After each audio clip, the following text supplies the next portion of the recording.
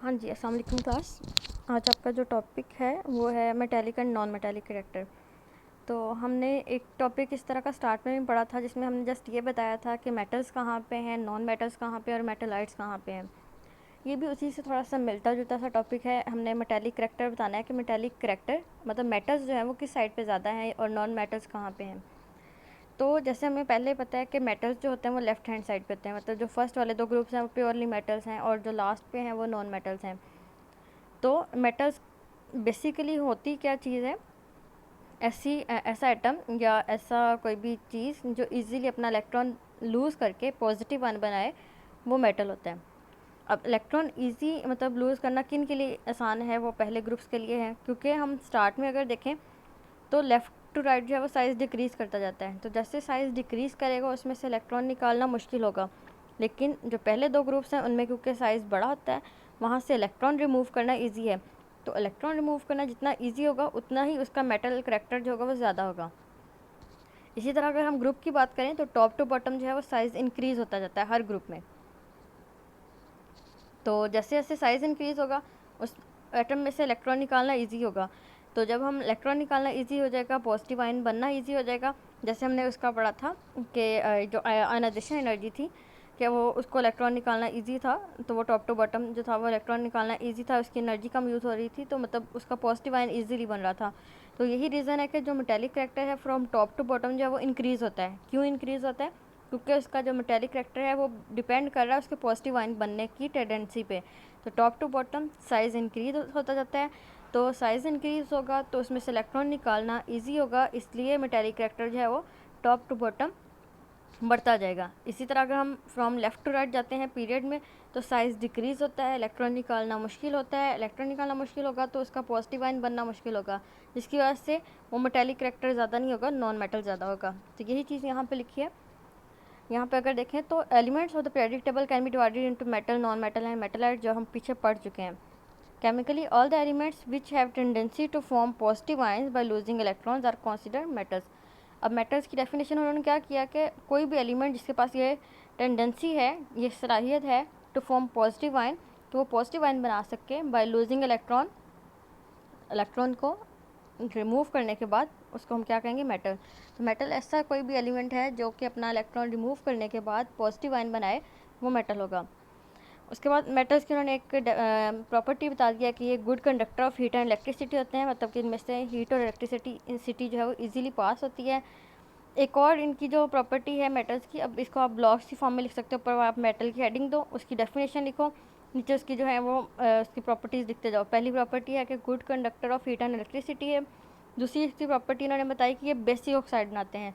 ये एमसीक्यूज़ में बहुत ज़्यादा पूछा जाता है कि ये जो मेटल्स हैं वो कौन से ऑक्साइड बनाते हैं, तो ये बेसिक ऑक्साइड बनाते हैं। अब बेसिक ऑक्साइड जब बन गया तो जब हम उसको वाटर के साथ रिएक्शन करेंगे तो हमारे पास बेस देगा, कोई भी मतलब बेस होती है जैसे NaOH बना हुआ है। तो यहाँ से हम अगर एग्जांपल लें, अब सोडियम है, सोडियम जो है वो बेसिक ऑक्साइड उसने बना दिया। वो ऑक्साइड कौन सा है आपके पास, Na2O। ये बेसिक ऑक्साइड बन चुका है। जब इसने वाटर के साथ रिएक्शन दिया आपके पास तो वो NaOH बना देगा। NaOH जो है वो बेस है, बहुत स्ट्रॉन्ग बेस है। तो as it is become easier to remove electron from as an atom bigger in size, जैसे जैसे साइज जो है एटम का वो बिगर होता जाता है, इलेक्ट्रॉन निकालना इजी होता जाता है, इसलिए मेटेलिक करैक्टर जो है वो इंक्रीज़ होता है from top to bottom in a group. जिन्होंने इसका ट्रेंड बता दिया ग्रुप के अंदर। लेकिन अगर हम लेफ़्ट टू राइट पीरियड की बात करें तो एलिमेंट्स ऑफ ग्रुप 7 के जो एलिमेंट्स हैं are the least metallic in nature. क्योंकि देखो हमने कहा कि जब हम top from left to right जाते हैं तो साइज़ डिक्रीज होता जाता है, इलेक्ट्रॉन निकालना मुश्किल होता जाएगा। इसलिए जो 7 वाला ग्रुप है, 8 वाले को तो छोड़ दो, वे तो वैसे नोबल गैसेज हैं, उनमें से इलेक्ट्रॉन नहीं निकल सकता, उनका ऑक्टेट कंप्लीट होता है। तो हम 7 की बात करते हैं जो कि टॉप राइट पे है, मतलब कि फ्रॉम लेफ़्ट टू राइट जो है वो एक्सट्रीम पे है। तो जब हम 7 ग्रुप तक जाते हैं वहाँ पे 7 वाला जो ग्रुप है हेलोजेंस, उसमें से इलेक्ट्रॉन निकालना जो है वो मुश्किल है, क्योंकि उनके पास 7 इलेक्ट्रॉन है। वो इलेक्ट्रॉन लेते हैं, देते नहीं हैं, वो लेके नेगेटिव आयन बनाते हैं और दे के पॉजिटिव आयन नहीं बनाते।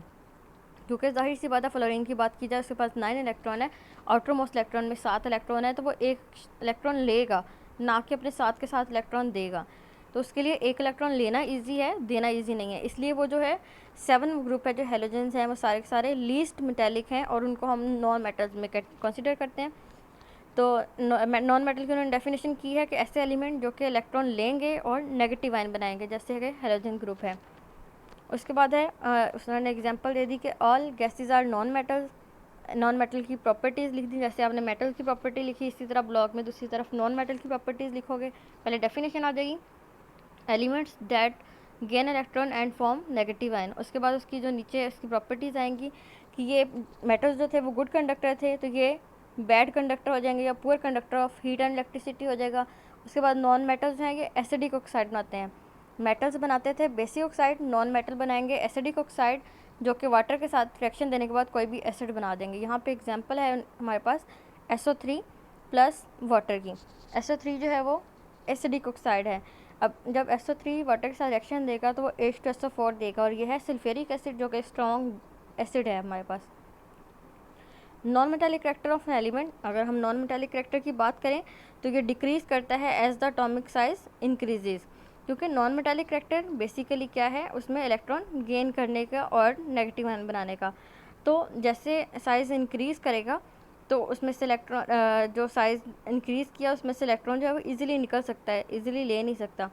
Therefore, in a group of non-metals like halogen, the non-metallic character decreases from top to bottom. जब हम नॉन मेटल का एक ग्रुप देखते हैं जैसे कि हेलोजन है, उसके हम टॉप से बॉटम में जाते हैं। जैसे कि हमने स्टार्ट किया फ्लोरीन से, क्लोरीन, ब्रोमीन, आयोडीन, तो जो नॉन मेटालिक का करैक्टर है वो डिक्रीज़ करेगा। फॉर एग्जांपल जो फ्लोरीन है वो सबसे ज़्यादा नॉन मेटल है, उससे कम जो है क्लोरीन है, उसके बाद ब्रोमीन और फिर उसके बाद iodine. This trend can also be verified in the group of 5 और 6A। अब ये 5A ग्रुप में और 6A ग्रुप में भी यही वाला ट्रेंड चलेगा। नाइट्रोजन एंड ऑक्सीजन और प्योर नॉन मेटल, मतलब जो टॉप पे हैं वो प्योर नॉन मेटल्स हैं। उसके बाद उसका नॉन मेटल करैक्टर कम होता जाएगा। जैसे आपने पहले भी पढ़ा कि ऊपर वाले जो हैं वो नॉन मेटल्स हैं, उसके बाद नीचे जो आती है एक सीरीज़ वो मेटलाइट्स की आ गई थी, आपने जब पीरियोडिक टेबल में देखा था, और उसके नीचे फिर मेटल्स। तो जब हम टॉप टू बॉटम जाते हैं इन ग्रुप्स में, तो सबसे ऊपर वाले जो हैं वो ज़्यादा नॉन मेटल हैं, उसके बाद कम नॉन मेटल्स हो जाते हैं, फिर मेटलाइट्स हो जाते हैं। तो यहाँ बात की गई है कि जैसे हमने पीछे भी देखा कि जो नॉन मेटल्स करैक्टर था, पहले नॉन मेटल होता है, फिर कम नॉन मेटल हो जाता है, फिर मेटलाइट आ जाता है और नीचे मेटल्स आ जाते हैं। इसी तरह यहाँ पे उन्होंने 5 और 6A ग्रुप की बात की है। 5 और 6A ग्रुप की बात करें तो जो ऊपर वाले मेंबर्स हैं, एलिमेंट्स या एटम्स हैं, वो प्योरली नॉन मेटल्स हैं। उसके बाद नीचे उसके जो एक सीरीज़ आती है जिसमें बेसमेंट और प्लूटोनियम वगैरह थे, वो नॉन मेटलाइट्स की सिटी आ जाती थी सीरीज़, और नीचे जो आ जाते थे मेंबर, बॉटम पे आते थे मेंबर्स, वो प्योरली जो थे वो मेटालिक थे। तो इन ग्रुप्स में अगर बात की जाए तो फ्रॉम टॉप टू बॉटम जो है वो metallic character, non metallic character decrease करता है। और डिक्रीज़ कैसे करता है, ऊपर वाले मेटल्स जो हैं वो मेंबर्स जो हैं वो प्योरली नॉन मेटल्स हैं, उसके बाद मेटलाइट्स आ जाएंगे दरमियान में सीरीज़, और नीचे वाले जो बॉटम पे हैं वो प्योरली मेटल्स होंगे।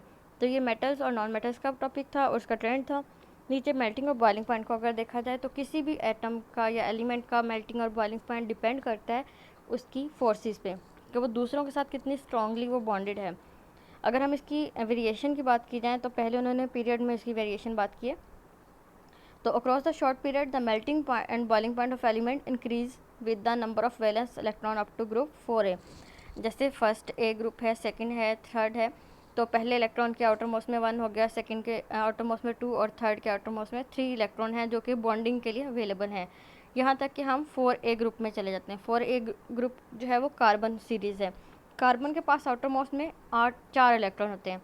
अब वो 4 इलेक्ट्रॉन है, 4 इलेक्ट्रॉन वो शेयर करेगा या देगा या लेगा, और इस तरह से वो 4 बॉन्ड जो है वो, क्योंकि कार्बन के पास 4 इलेक्ट्रॉन है तो वो 4 बाकी, क्योंकि उसने अपना ऑक्टेट कंप्लीट करना है, या तो 4 दे देगा या 4 ले लेगा या 4 शेयर करेगा और बॉन्ड बनाएगा किसी और के साथ, तो 4 उसमें जो है वो बॉन्ड बनेंगे।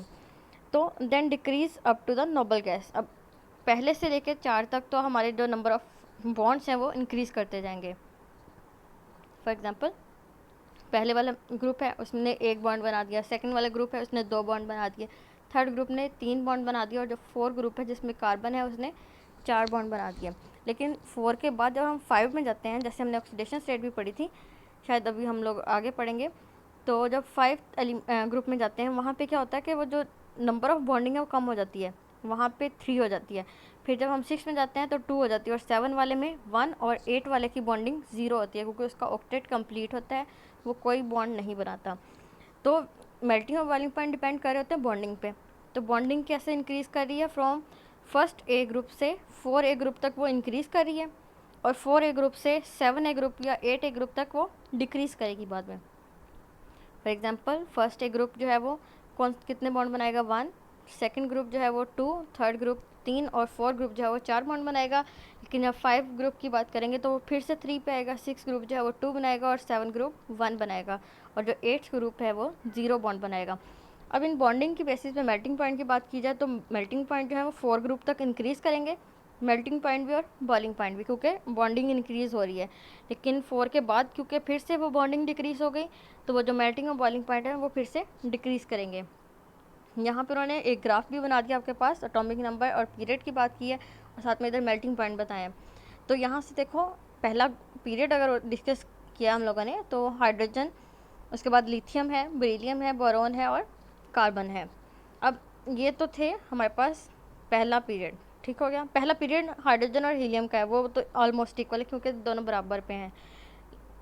दूसरा ग्रुप जो है वो आप ये देखो तो लिथियम है, उसके बाद बेरिलियम आ गया आपके पास, बोरॉन आ गया और कार्बन आ गया। तो मेल्टिंग पॉइंट जो वो बिल्कुल ऊपर जा रहे हैं, मतलब कि बिल्कुल ऊपर इंक्रीज़ होते हैं। कार्बन के बाद आ गया आपके पास नाइट्रोजन।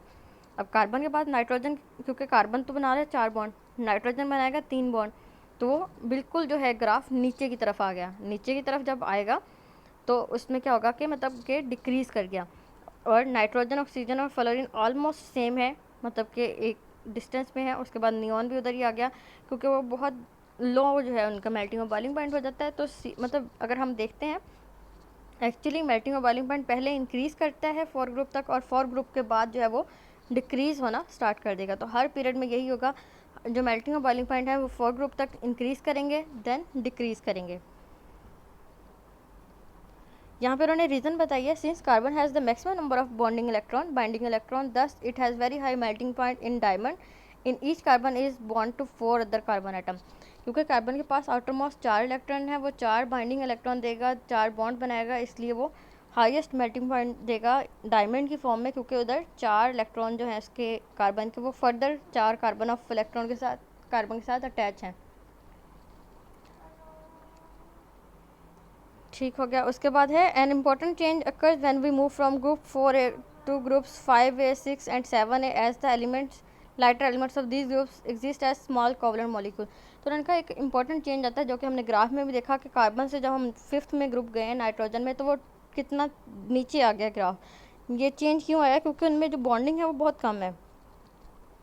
उसके बाद है for instance, for example nitrogen, oxygen and fluorine exist as individual molecules which have very weak intermolecular forces. अब वो जो, क्योंकि उन्होंने एक लाइन पे बताया है नाइट्रोजन, ऑक्सीजन, फ्लोरीन का, वो क्यों है, क्योंकि वो उनमें बहुत वीक इंटरमॉलिकुलर फोर्सेस हैं, वो बॉन्ड नहीं बनाते। यही रीज़न है कि उनके जो मेल्टिंग और बॉइलिंग पॉइंट है वो एक्सट्रीमली लो हैं। ग्राफ को देखो तो वो भी इधर भी वही बताया गया, लिथियम से कार्बन तक इंक्रीज़ किया, कार्बन से नाइट्रोजन बहुत शार्प डिक्रीज़ आया, नीचे आ गया ग्राफ। और उसके बाद नाइट्रोजन, ऑक्सीजन और फ्लोरीन बहुत नीचे हैं ग्राफ में मेल्टिंग पॉइंट पे, क्योंकि उनमें बहुत वीक वीक इंटरमॉलिकुलर फोर्सेस हैं। अगर हम ग्रुप की बात करें तो ग्रुप में क्या होता है, the melting and boiling points of first and second A group element decreases from top to bottom due to the increase in their atomic size. जैसे ही एटॉमिक साइज इंक्रीज़ करेगा, जो फोर्सेस होती हैं वो वीक हो जाती हैं। तो क्योंकि साइज़ जो है वो टॉप टू बॉटम जो है वो इंक्रीज़ करेगा, तो जो मेल्टिंग और बॉइलिंग पॉइंट है वो पहले और दूसरे ग्रुप में डिक्रीज़ करेगा टॉप टू बॉटम। उसके बाद है the binding forces present between the large size atom are relatively weaker as compare to those between smaller atoms. इसकी रीज़न क्या है, वो एटम्स जिनका साइज स्मॉल है उनमें इंटरमॉलिकुलर फोर्सेस ज़्यादा स्ट्रॉन्ग होंगी एज़ कम्पेयर टू उन एटम्स के जिनका साइज़ जो है वो ज़्यादा होगा। क्योंकि साइज़ ज़्यादा हो गया तो जो है उसका बॉन्डिंग जो है वो वीक हो जाएगी, जिससे इंटरमॉलिकुलर फोर्सेस वीक हो जाएंगी, और यही रीज़न है कि उनका मेल्टिंग और बॉइलिंग पॉइंट जो है वो कम हो जाएगा। For elements of group 7A की ग्रुप अगर हम लोग बात करते हैं तो वो मॉलिक्यूल की फॉर्म में एग्जिस्ट करता है, कोई भी एटम की फॉर्म में एग्जिस्ट नहीं करता। जैसे फ्लोरीन है वो F2 की फॉर्म में एग्जिस्ट करती है, Cl क्लोरीन है तो वो Cl2 की फॉर्म में होगा, ब्रोमीन होगा Br2 में, और आयोडीन I2 की फॉर्म में एग्जिस्ट करेगा। तो इन केसेस में क्या होगा, this is because large molecule exert stronger force of attraction due to their higher polarisability. Polarisability आप लोगों ने पढ़ी हुई है, क्या होती है? वो होती है कि अपने साइज़ के डिपेंड पे दूसरे के अंदर पोल्स क्रिएट करना या उसके इलेक्ट्रॉन और पॉजिटिव चार्ज को सेपरेट करना। तो क्योंकि वो मॉलिक्यूल की फॉर्म में एग्जिस्ट हैं, उनका साइज़ जो है वो लार्ज हो जाता है, तो वो जो है साइज़ की वजह से उनकी जो फोर्स ऑफ अट्रैक्शन है वो उस पर दूसरों के ऊपर पोलराइजेबिलिटी क्रिएट करेगी। यहाँ पे जो ग्राफ बताया गया है वो सेकंड उन्होंने ग्रुप बताया है, beryllium, magnesium, calcium, strontium, barium और रेडियम। तो यहाँ पे उन्होंने का ग्राफ में मेल्टिंग पॉइंट भी बता दिए हैं। पहले बेरिलियम से मैग्नीशियम में डिक्रीज़ कर गया, फिर कैल्शियम आ गया, उसमें थोड़ा सा इंक्रीज़ आ गया। ये सारा उसकी मेल्टिंग और उसकी इंटरमोलिकुलर फोर्सेस पे डिपेंड करता है। तो जैसे जैसे इंटरमोलिकुलर फोर्सेस स्ट्रॉन्ग होती जाती हैं, अब हम एग्जैक्ट तो फोर्सेस का बता ही नहीं सकते कि कितनी इंक्रीज़ हुई है, कितनी डिक्रीज़। तो इसलिए मेल्टिंग और बॉइलिंग पॉइंट को हम एज इट इज़ हम लोग प्रॉपर इसका ट्रेंड नहीं बता सकते, कहाँ पे वो इंक्रीज़ हो रहा है, कहाँ पे डिक्रीज़ हो रहा है। तो ये टोटली डिपेंड कर रही है बाइंडिंग पे। जहाँ पे बाइंडिंग स्ट्रॉन्ग होगी वहाँ पे मेल्टिंग बॉइलिंग पॉइंट ज़्यादा हो गया, जहाँ पे बाइंडिंग वीक हो गई वहाँ पे उनका मेल्टिंग और बॉइलिंग पॉइंट कम हो गया। और ये डिपेंड करता है साइज़ पे। साइज़ जितना स्मॉल होगा फोर्सेस उतनी स्ट्रॉन्ग होंगी और मेल्टिंग और बॉइलिंग पॉइंट उतना स्ट्रॉन्ग होगा। तो ये दो टॉपिक है आपके पास, मेटल्स एंड नॉन मेटल्स और मेल्टिंग एंड बॉइलिंग पॉइंट्स, इनके ट्रेंड है। आप इनको अच्छे से रीड करना, जो कॉन्सेप्ट आपको समझ लगे इसका कॉन्सेप्ट एज इट इज़ वैसे ही पेजेस पे लिख के कल मैं आपका जो है चेक करूँगी। अल्लाह हाफिज़।